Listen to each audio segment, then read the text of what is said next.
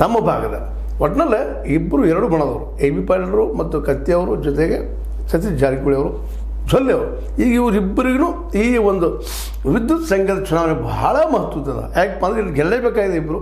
Suppose ಏನಾದರೂ ಗಜಾನನ ಕೊಳ್ಳಿಯವರು ಹೇಳಿದಾಗ 15 ಗೆದ್ದರೆ ಕತ್ತಿಯವರು ಡಿ ಸಿ ಸಿ ಬ್ಯಾಂಕಿನ ಈ ಮುಂಬರುವ ಚುನಾವಣೆಯಲ್ಲಿ ಟೈಮ್ ಇದೆ, ಅದಕ್ಕೆ ಅಕ್ಟೋಬರ್ 19ರವರೆಗೆ ಅದು ನಿಶ್ಚಿತವಾಗಿ ಪರಿಣಾಮ ಬೀರುತ್ತದೆ. ಅದೇ ಕಾಲಕ್ಕೆ ಅವರಾದರೂ ಸಹ ಗೆದ್ದ ನಂತರ ಗೋಕಾಕ್ ಭಾಗ ಆಗಿರ್ಬೋದು, ಹಲವಾರು ಭಾಗ ಆಗಿರ್ಬೋದು, ಅಲ್ಲಿಯೂ ತಮ್ಮ ಕ್ಯಾಂಡಿಡೇಟ್ಗಳು ತಂದ PKPS ನಿಲ್ಲಿಸ್ತಾರೆ ಅನ್ನುವಂಥ ವಾರ್ತೆಗಳು ಸುದ್ದಿಗಳು ಬರ್ತಾ ಇದ್ದಾವೆ. ಅಂದ್ರೆ ಇವರು ಮತ್ತು ಆಹ್ವಾನ ಕೊಟ್ಟಿದ್ದಾರೆ, ಬಂದ ಬಿಡ್ರಪ್ಪ ನೀವು ಅನ್ನುವಂಥ ಮಾತನ್ನು ನಮ್ಮ ಸತೀಶ್ ಮತ್ತು ಜೊತೆಗೆ ನಮ್ಮ ಜೊಲ್ಲೆಯವರು, ಅದೇ ಕಾಲಕ್ಕೆ ನಮ್ಮ ಬಾಲಚಂದ್ರ ಅವರು. ಹೀಗಾಗಿ ಈ ಗೆಲುವು ಭಾಳ ಮಹತ್ವದ. ಈ ಒಂದು ಏನು ಹುಕ್ಕೇರಿಯ ವಿದ್ಯುತ್ ಸಂಘದ ಗೆಲುವು ಯಾರ ಪರ ಆಗ್ತದೆ ಅನ್ನೋದು ಎಲ್ಲರಿಗೂ ಕುತೂಹಲ.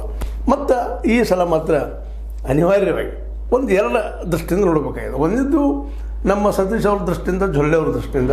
ಜೊಲ್ಲೆಯವ್ರಿಗೆ ತಮ್ಮ ಸೋಲಿಗೆ ಸೆಳೆ ತಗೋಬೇಕಾಗಿದೆ, ಕತ್ತಿಯವ್ರ ಮೇಲಾಗಲಿ ಮತ್ತೇನೂ ಆಗಲಿ. ಯಾಕಂದರೆ ಸರಿಯಾಗಿ ನಮಗೆ ಹಾಕಲಿಲ್ಲ, ನಮ್ಮ ಬೆಂಬಲಿಸಲಿಲ್ಲ MP ಎಲೆಕ್ಷನ್ದಲ್ಲಿ ಅಂತ ಇಲ್ಲಿ ಒಂದು ಗ್ರಜಸ್ ಇರ್ಬೋದು. ಆ ಕಾರಣಕ್ಕಾಗಿ ಜೊತೆಗೆ ಅದಕ್ಕೊಂದು ಉತ್ತರನೂ ಕೊಡ್ತಾ ಇದ್ದಾರೆ ನಮ್ಮ ರಮೇಶ್ ಕತ್ತಿಯವರು. ಇಲ್ಲ ರೀ, ನಾವು 8,000 ಅಧಿಕ ಮತಗಳನ್ನು ಹಾಕಿಸ್ಬಿಟ್ಟಿವಿ ನಮಗೆ ಹುಕ್ಕೇರಿ ತಾಲೂಕಿನಲ್ಲ, ಹುಕ್ಕೇರಿ ಕ್ಷೇತ್ರದಿಂದ. ಸ್ವತಃ ನಿಪ್ಪಾಣಿಯಲ್ಲಿ ಅವ್ರಿಗೆ 30,000 ಹುಡುಗರು ಕೊರತೆ ಆಗಿದಾವೆ. ಅದನ್ನು ಮೊದಲು ಮಾಡಲಿ.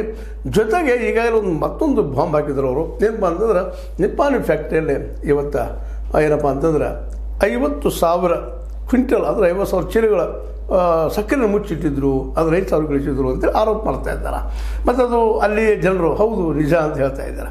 ಅಂದ್ರೆ ಇಲ್ಲಿ ಈ ಒಂದು ಸಹಜವಾಗಿ ಮೊನ್ನೆ ನಮ್ಮ ಎ ಬಿ ಪಾಟೀಲರು ಒಂದು ಇಂಟರ್ವ್ಯೂದಲ್ಲಿ ಹೇಳಿದ್ರಲ್ಲ, ಇಲ್ಲಿ ಎಲ್ಲರೂ ಎಲ್ಲರೂ ಕೈ ಹಾಕಿ